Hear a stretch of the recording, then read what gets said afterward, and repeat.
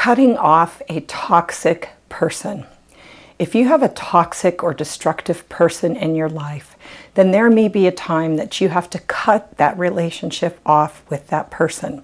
This would obviously be easier if it's just somebody you're dating, an acquaintance, a friend, and a lot more difficult if it is a family member, such as a parent, an adult child, or a spouse.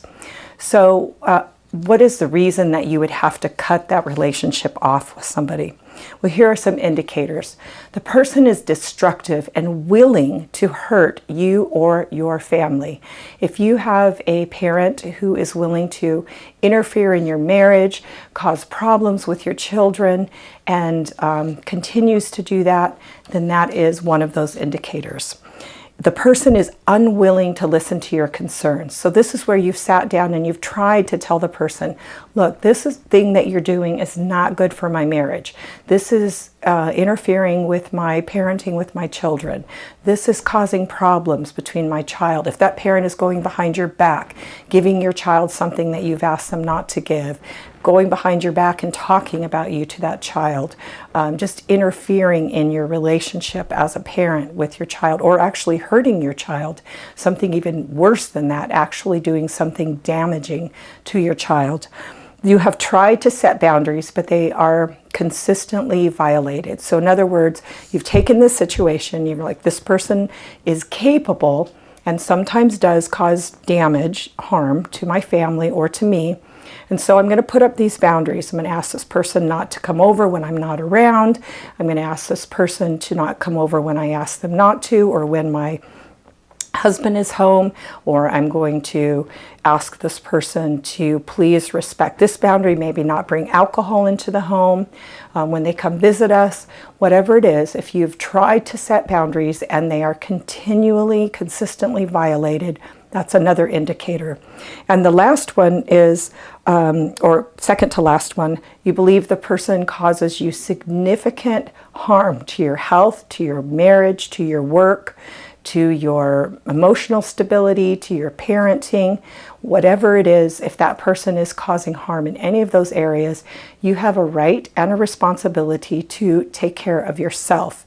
You don't have to put your relationship with that person over your own welfare, your own ability to keep your job, to keep your marriage, to be physically healthy, to be emotionally healthy, to be financially healthy.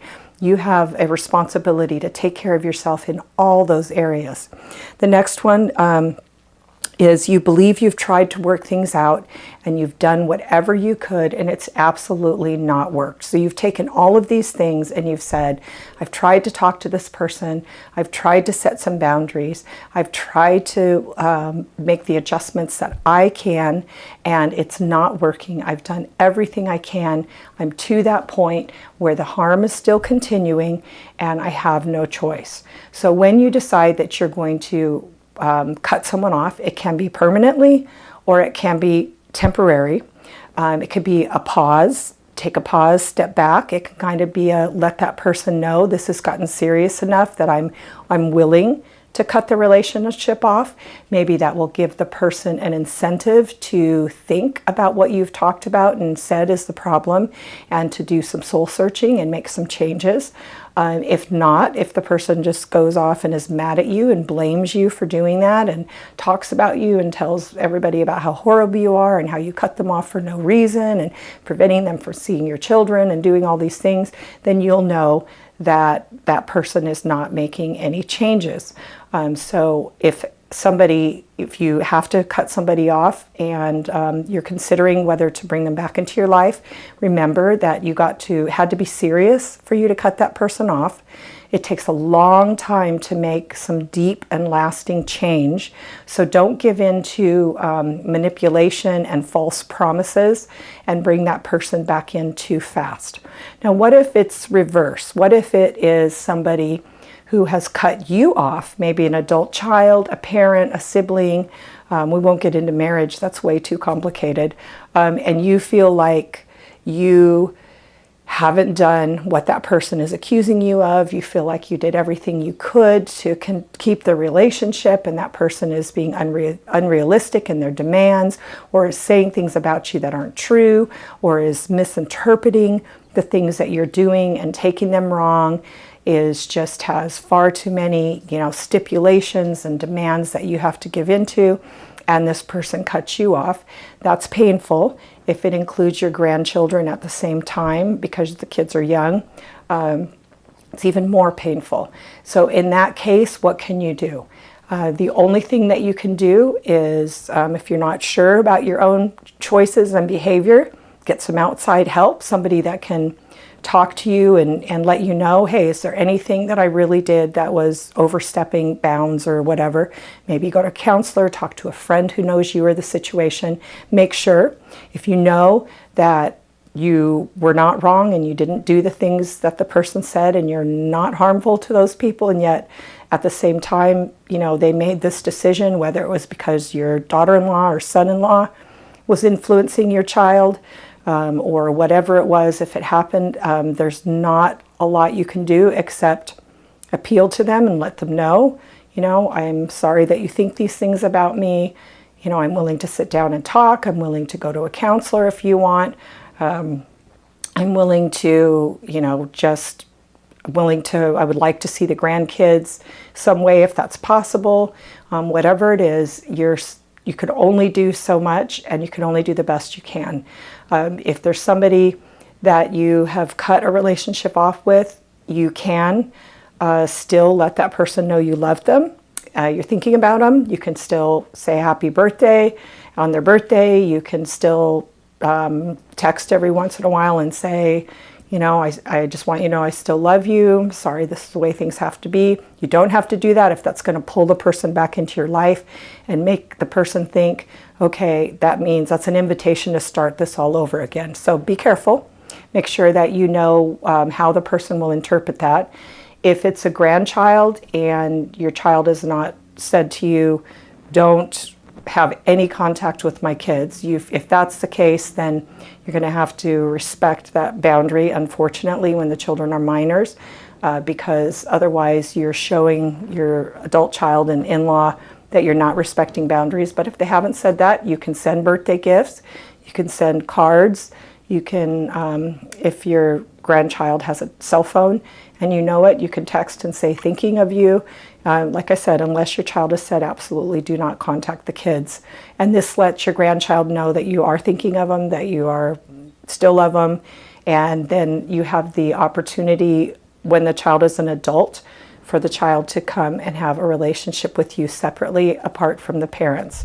That's a sad option, but that is an option.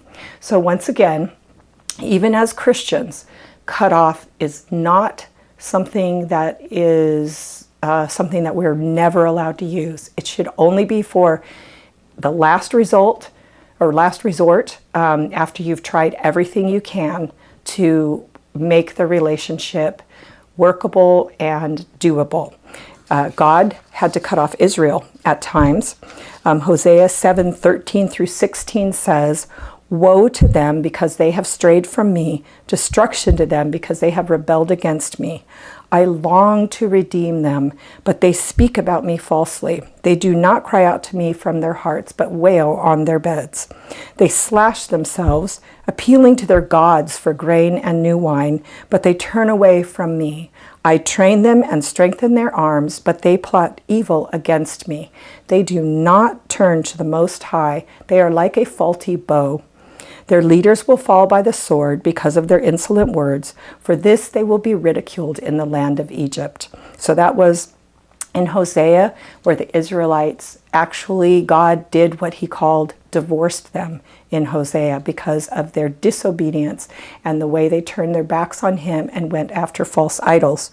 Hosea 9:15 says, "Because of all their wickedness in Gilgal, I hated them there. Because of their sinful deeds, I will drive them out of my house. I will no longer love them." So God eventually took them back, but he separated from them when they were doing all those things that literally cut off their relationship with him by their own behavior. God had done everything he could to draw them in, to get them to obey them, or to get them to obey him, and to keep that relationship good. But the Israelites continued to do the things that destroyed it. So I hope this helps you when you're understanding cutting off a destructive person. I hope you've enjoyed this, and thank you for watching this video on Change My Relationship.